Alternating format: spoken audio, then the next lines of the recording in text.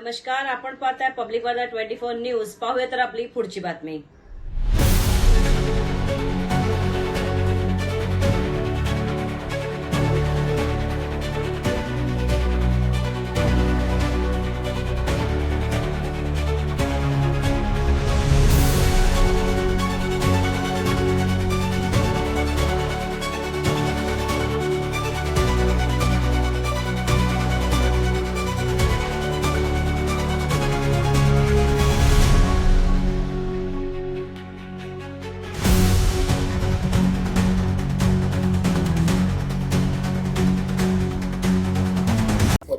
समोर आलेला आहे. काय तपास झालेला? दहिसर पोलीस स्टेशनच्या हद्दीमध्ये दीपक रमेश गौड राहतात.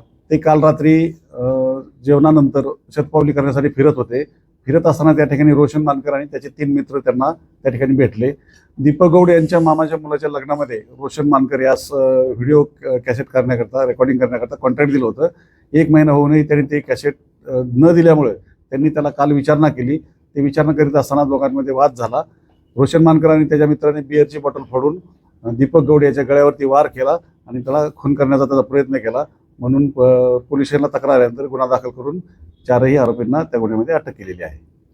नेमकं कशामुळे त्यांचा वाद झाला आणि दीपक जो गौड आहे आणि मानकर आहे एकमेकांना ओळखतात का?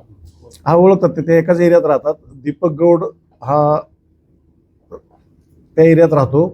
त्यांचा वाद झाला होता. तो व्हिडिओ कॅसेट न दिल्यामुळे त्यांचा वाद झाला होता. किती दिवसापासून हे सुरू होतं आणि या जे दोघांमध्ये वाद होता किती दिवसापासून सुरू होता? 1 महिन्यापूर्वी त्यांना त्याच्या मामाच्या मुलाचं लग्न झालं होतं. त्याची कॅसेट न दिल्यामुळे त्यांनी त्याला काल विचारणा केली होती.